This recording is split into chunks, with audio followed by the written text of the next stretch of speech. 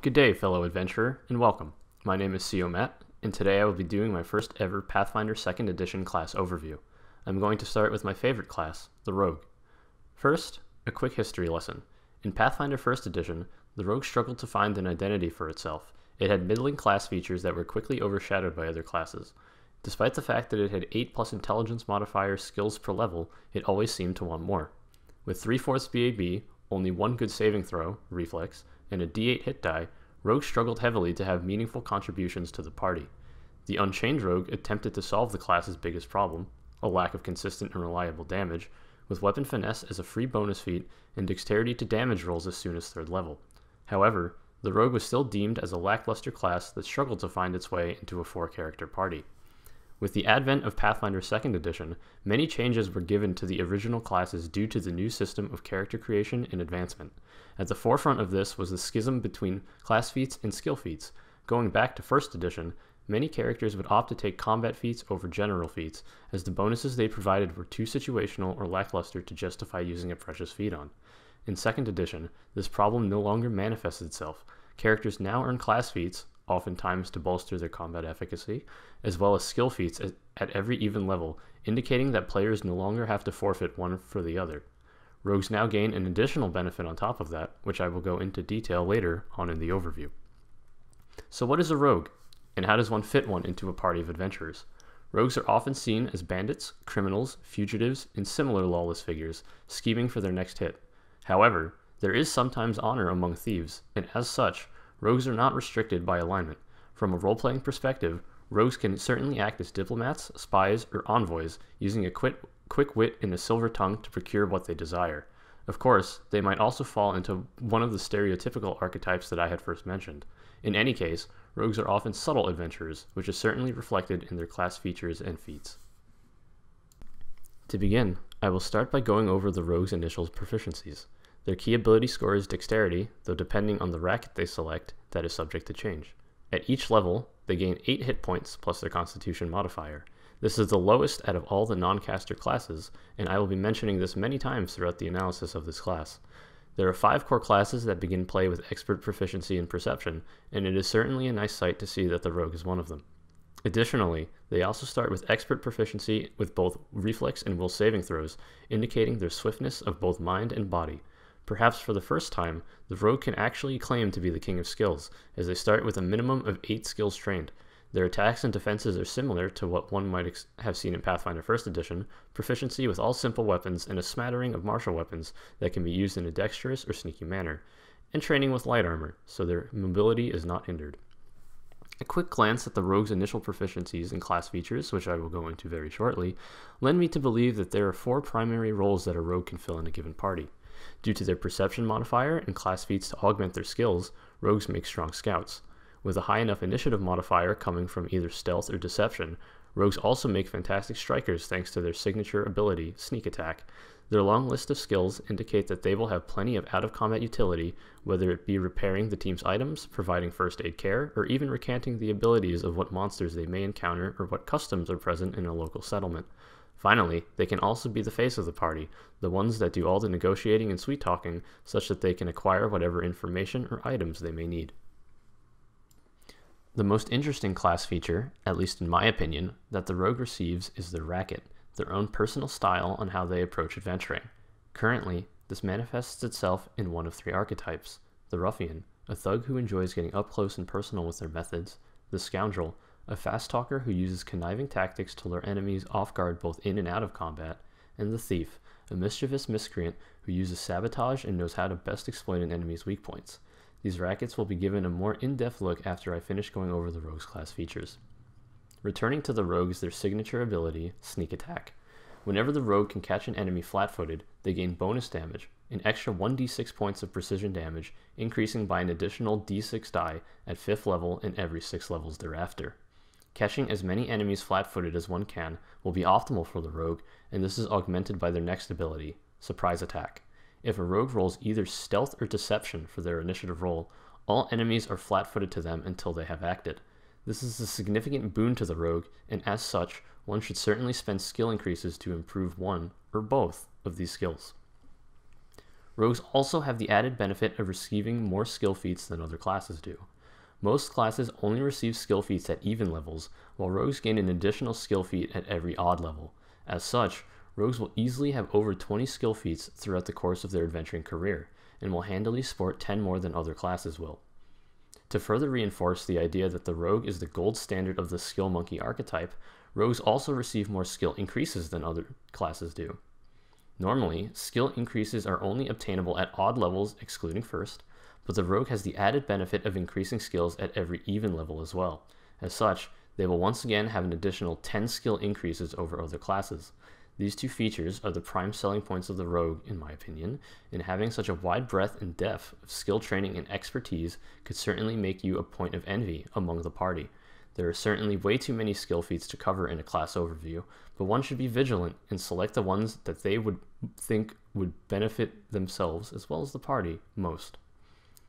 In addition, rogues also gain the Deny Advantage class feature at 3rd level, making it impossible for lower level enemies to catch them flat-footed. Debilitating Strike can be used as a free action starting at 9th level, allowing them to seriously hinder opponents they manage to catch off guard. Finally, their capstone feature, Master Strike, can incapacitate or even kill an enemy that is flat-footed and is obtained at 19th level. The rogue also receives quite a series of boons to its initial proficiencies. Their perception increases from expert to master at 7th level, which is par for the course for those who start play with expert proficiency, and improves to legendary at 13th level. The rogue is one of 2 classes that gains legendary proficiency in perception, the other being the ranger, and acquires this benefit 2 levels before the ranger can boast the same. Unfortunately, the rogue's fortitude save is still lackluster, only improving to expert at 9th level and never improving to master or legendary. As such, it will be important to have a strong constitution score to mitigate this. The reflex saving throw is certainly where the rogue shines brightest in this regard, as they improve to master at 7th level and also treat successes as critical successes, and legendary at 13th level, where critical failures are treated as failures, and failing a save versus a damaging effect halves the damage. The rogue's will save does improve to master, but it unfortunately must wait until 17th level. As such, a good wisdom score would be nice to have. The rogue gains expert proficiency with their weapons at 5th level, and improves to master at 13th level. This is on par with most other martial classes except the fighter, and similarly with the rogue's weapon specialization, giving them additional damage when using one of their weapons. At 15th level, this bonus doubles, as the rogue then receives greater weapon specialization. Their armor bonuses, however, leave a little to be desired, as they must wait until 13th level to receive expert proficiency, which puts them behind the champion, fighter, monk, and ranger. However, they are on par with most other classes in terms of when they receive this proficiency. Thankfully, they do still gain master proficiency at 19th level. Their class DC improves to expert at 11th level, again slightly behind the curve, and master at 19th level. On the whole, the rogue's improvements in terms of their offensive and defensive capabilities are about average. They certainly won't be striking as hard as the barbarian, or as accurately as the fighter, but they can most certainly keep pace. Being the first class to gain legendary proficiency in perception is quite a bragging point, and the same goes for their reflex saves. Though they gain a bunch of increases late into their careers, it is most certainly nicer to see than them not getting improvements at all. The most important choice that a rogue will have to make is their selection of Racket, as this will most likely dictate what type of build the player will choose. Let's start with the Ruffian. With training in medium armor and ability to sneak attack with any simple weapon, picking up a bludgeoning weapon such as a mace can be effective in having all 3 types of damage, bludgeoning, piercing, and slashing, in one's arsenal at any time and using them to the same level of effectiveness. Though the Ruffian can choose strength as their key ability score, there is still merit to choosing dexterity. This is due to surprise attack. Using stealth or deception is what the rogue will want to do in order to make the most out of their other abilities, in this case, sneak attack and critical specialization. Due to the nature of critical hits in this game, attacking a flat-footed target increases the chance of a critical hit by 10%, which is significant. On the whole, I think this Racket synergizes least well with the overall theme of the rogue, and is made for a more brutish style of play. If you really like skill feats and increases, I would say that this is a fun build to play, but other classes can accomplish what this one does much better. Next up is the Scoundrel. This one gives training in not 1, but 2 skills, deception and diplomacy, both of which are quintessential for any party face. This racket lends itself to a more support-oriented style of play, as successful feints are treated as critical successes since they last for one round instead of just for the rest of the turn, and critically successful feints cause the affected enemy to be flat-footed not only to you, but to all of your allies until the end of your next turn. This is a significant boon that can give you and your teammates an edge in combat. Otherwise, there really isn't much else to say about this racket. Being able to choose Charisma as a key ability score is fantastic for feint-heavy builds, but do keep in mind that this is a mental ability and might not always work on opponents. Additionally, using Deception for initiative is significantly less reliable than Stealth, especially so in wilderness settings. Last, but certainly not least, is the Thief, my personal favorite choice of a racket. Naturally, the Thief gains training in thievery, but its other ability is what truly sticks out to me. The Thief may add their Dexterity modifier instead of their Strength modifier to their damage rolls with finesse melee weapons. This, to me, is what sets the Rogue apart from the other classes. This allows the Rogue to focus solely on Dexterity and takes the burden off of investing into Strength, though one should still be careful about their carrying capacity. In terms of damage, this keeps Rogue on pace with other classes that have access to weapons with larger die, and gives them a truly unique class feature. At first level, this is probably going to give the Rogue at least a +2 bonus to damage rolls, and possibly even as much as a +4 depending on how ability scores were allocated. No analysis of a class is complete without reviewing skills, and rogues certainly are not at a shortage when it comes to them. All rogues are trained in stealth, and easily leads to rogues being natural scouts thanks to their perception score. Additional skills a good scout should invest in are survival and thievery. The former is a handy skill to have in order to track prey, while the latter is fantastic in ensuring the road ahead is clear for teammates and complements a rogue's naturally high dexterity score. As a striker, the rogue should certainly be trained in both acrobatics and athletics, and should often do so regardless even if their build is not making combat their first priority. Acrobatics allows one to tumble through an opponent, possibly opening up flanking opportunities. Athletics, on the other hand, allows the rogue to do more than just strike in a turn, and tripping is something that may be in their best interest, as a prone opponent is considered to be flat-footed versus melee attacks. Do note that many athletics actions also possess the attack trait, and will suffer from your multiple attack penalty. Outside of combat, the utility that the rogue can provide is most useful with medicine, crafting, and society. Medicine is a strong way to gain some out-of-combat healing, and to take some of the weight off of the Divine Caster's shoulders. There are many feats that also augment these abilities and should be taken advantage of. With increased proficiency in the skill, one will be able to heal more damage and can reduce the need for consumable curatives. In my opinion, there is no class that should forgo medicine as a trained skill, and the rogue is no exception. Crafting is another nifty skill to possess. Being able to repair worn items, most notably shields, will be imperative in making sure that the party isn't throwing away money to replace them, instead of just making good use out of a repair kit. Finally, society is a great skill to possess in urban campaigns, as it can provide a lot of detail about the location. It can also come in handy when attempting to decipher text, which rogues should be apt at doing. As a party face, it is important to be trained in all of the relevant social skills. You will never know what a situation may call for, and having access to the first 3 listed will make it so that you are always prepared. Training in deception is especially important as it gives you access to feinting, which will make targets of your feint flat-footed. This is another way to get sneak attack damage, and most rogues should want to have this trained just for this purpose alone. More brutish rogues will want intimidation, as demoralizing will fit in very nicely with many of the rogue's class feats. Performance, while less important than the first 3, can be a good way to earn income or favor with others, in the case that one of the first 3 did not. However, this can be up to GM interpretation, so do check in with them before making any assumptions.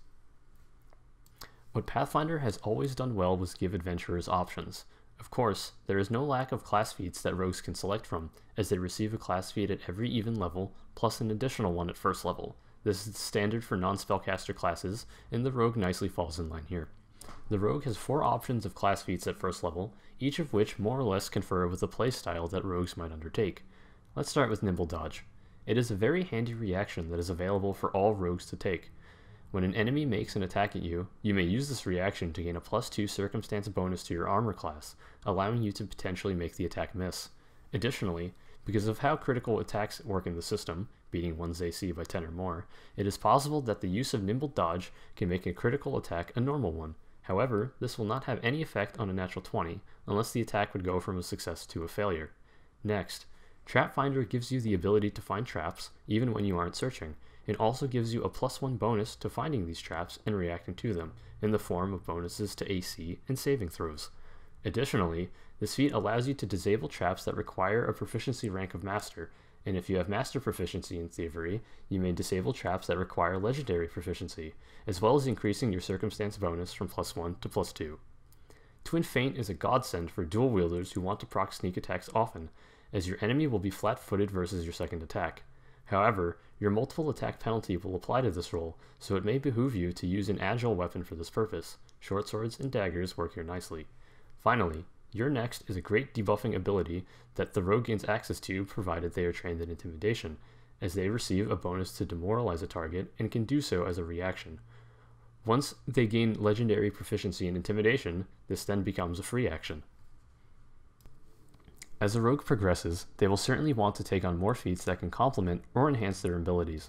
This is a quick list of solid options you will want to consider for any rogue build. Of course, there are certain options here that I had omitted that would be strong situationally, such as some of the poison feats. Quick Draw is a personal favorite of mine, as it allows one to quickly react to any situation and not limit you to using just one weapon throughout an encounter. I also like Scout's Warning, as it provides a bonus to all of your allies when an encounter is about to begin. At 6th level, Twist the Knife can be a great way to inflict persistent damage, something that is really only seen elsewhere by the Alchemist and some spellcasters. At later levels, Blind Fight is almost a must, as you will encounter invisible foes more and more often. Do remember that certain abilities, such as Skirmish Strike, have the Flourish ability, and only one Flourish ability can be used in a given round of combat. Every class has its own strengths and weaknesses, and this is the section where I'm going to attempt to see how well the rogue stacks up versus other classes in terms of roles fulfilled in a given party. This section of the video might not sit well with some viewers, as Pathfinder is a cooperative game, not a competitive one. While I acknowledge that this is the case, this section is to display if the rogue is truly what you, the player, want out of a certain type of character. The rogue has many strengths, but understanding how well it actually performs in a given position is what this section will attempt to accomplish. In terms of scouting, the rogue is very strong, having the fastest growing perception proficiency in automatic training and stealth. The other scouting class that will contest the rogue in this role is the ranger. The rogue has a distinct advantage over the ranger in that they are much better at disarming traps, and a smaller advantage in obtaining legendary proficiency in perception 2 levels earlier, 13 versus 15. In terms of tracking, the two are about equal, but the ranger certainly pulls ahead with investment from class feats. The primary selling point of the ranger, however, is their extra set of eyes that can cover additional ground at a faster pace. Additionally, the ranger's animal companion can possibly fly or swim, and have a much faster travel speed than humanoids. On the whole, I consider this matchup to be a draw, as the ranger must invest significantly, which they might not want to do, to stay on pace with the rogue. And before I compare the rogue to the other classes in terms of combat ability, I need to let it be known that the rogue should not be used as a dedicated archer. They simply lack the benefits from class feats to sustain such a playstyle. Rogues are best equipped for melee combat, though they should have a ranged weapon somewhere in case they need to deal with, say, flying enemies. The first issue when comparing rogues to other strikers is weapon availability. Rogues are proficient with simple weapons and a select few martial weapons. Rogues are dwarfed compared to the barbarian, champion, and ranger, all of whom get training in martial weapons, and are completely overshadowed by the fighter, who also has training in advanced weapons, as well as expert proficiency in simple and martial weapons right from level 1. Rogues, in their best combat roles, should be used as flankers and skirmishers, darting in and out of combat to help set up flanking opportunities, and pulling out ranged weapons only if they struggle to close the gap. Most of the rogue's weapons are dealing, at best, 1d6 or 1d8 damage. This is a far cry from the heavier weapons that deal 1d10 or 1d12 damage, with nasty traits to accompany them. However, the rogue does have one redeeming feature that sets it apart from its competition, the Thief Racket. Dexterity to damage is a strong way to keep pace with other classes, and it allows the rogue to forgo armor and keep their mobility to a maximum. Rogues do gain weapon expertise and mastery, as well as specialization and greater specialization, at rates on par with their competition, but in my experience, they will always fall short in terms of damage. As such, the rogue just barely misses the bar in terms of being a good striker in Pathfinder 2nd Edition. Another glaring weakness is the rogue's hit points. At only 8 per level, and without any sort of staying power or sustain, it will be difficult to maintain the striker role throughout an encounter. This frailty may also lend to your teammates not performing at the level they desire. For example, your casters will want to do things in combat besides healing, and expecting them to blow all of their spells on you is simply setting yourself up for disappointment. Don't get me wrong, the rogue still does well in combat, just not as well as one might expect. The class that the rogue will be compared to most often in terms of utility will be the alchemist. Though the alchemist only receives a small number of skills trained, their naturally high intelligence scores will get them to respectable levels. In addition, the formulae they possess give them a strong advantage at being prepared for any situation. Quick alchemy also allows the alchemist to make what they need at a moment's instance, which is an ability the rogue wishes they could match. The rogue's answer to this is their skill feats. With 10 extra skill feats to spare, the rogue can certainly pick up feats such as alchemical crafting or quick repair to have good use outside of combat for exploration and other scenarios. As a party face, the rogue will be competing with the bard. Both can have charisma as their key ability score, and as such, neither has an advantage in this regard. Bards will not have as many skills trained as the rogue, but they will come fairly close. The rogue really shines in this regard, with their ability to handle a wide variety of social situations thanks to their additional skill feats. However, the bard can augment their skills with magic, having easy access to spells such as charm and fear. In my opinion, the bard is hands down the best face in the game, but the rogue is a not so distant second. I have also provided a few quick builds to help guide someone interested in the rogue class. The first build in this guide is a character that I am currently playing in an Age of Ashes campaign. His name is Rhys Aurelium, a half-elf who hails from Kintargo. Formerly a slave, he was constantly scrimping and saving in order to keep himself afloat. He would never miss an opportunity to snatch an extra ration from a guard, or sneak around outside just for 5 more minutes of fresh air. After the Silver Ravens liberated Ravenel, Rhys decided to take up the role of an adventurer, and eventually made his way to Breachill in search of extra training and fortune. He is a thief through and through, with a strong focus on dexterity, followed by constitution and wisdom. His area of expertise outside of combat is scouting, and often takes the avoid notice exploration activity to use stealth for initiative. He wields a rapier, a couple of daggers, and a short bow in order to ensure that he can strike distant threats, but in order to stay as nimble as possible, forgoes any armor. These next two builds, sadly, have not as been fleshed out as the previous one has, and have more or less empty backstories. However, I can still flesh out their builds. Scuffy Sourdough is a sweet talker, luring those gullible enough to talk to him into getting what he wants, and he has taken the Scoundrel Racket. In combat, he uses his classical goblin tricks and antics to lure his opponents into a false sense of security, which is when he piles on the hurt with his 2 short swords. He focuses primarily in charisma, with dexterity as a close second such that his attacks can land true. He keeps a set of padded armor around somewhere, such that he can avoid more attacks. The final character, Helga von Brute, is all about using her physical size, stature, and presence to scare away those who would otherwise stand and fight. As a result, she is a ruffian. She places strength as her strongest ability, with constitution as her next highest to stay in the fight longer. Her training in intimidation allows her to coerce her foes into submission, and when that doesn't work, she brandishes a mace or sap, depending on whether or not the situation calls for lethal force. She also has a set of chainmail and a heavy shield in order to better defend herself from oncoming attacks. To summarize, the Rogue is a versatile class thanks to the support it gains from its additional skill feats it increases, in addition to its massive set of trained skills. Though it can certainly act as a jack of all trades, it can also excel in a unique set of areas. This allows the Rogue to succeed in their area of expertise and also be able to aid others in different areas due to the breadth of their abilities. The Rogue is a fantastic scout, thanks to their expertise in perception and strong tendencies to have high stealth and thievery modifiers. Rogues also make for great out-of-combat utility characters as well, and can certainly act as a repairman or healer with the right feats. Finally, a charismatic rogue can act as the face of the party, and does so with aplomb. However, that isn't to say that the rogue lacks weaknesses, and it can be seen very often in combat. With only 8 hit points per level, the rogue will often struggle to stay as a frontline combatant, and lack of feat support and weapon proficiencies prevent them from being effective archers. Their lack of weapon diversity certainly hurts, and are limited in weapon types when trying to proc sneak attacks. On the whole, they might certainly feel like they are struggling to provide meaningful contributions in a combat scenario. Of course, as this is a role-playing game, you should feel more than welcome to come up with your own way to play a rogue. However you decide to build your rogue is certainly up to you, the viewer, but this video is here to act as a guide to highlight the rogue's strengths and weaknesses, and what you should look out for when building or playing a rogue. If you enjoyed this video, please feel free to leave a like, comment, and subscribe to the channel for additional content.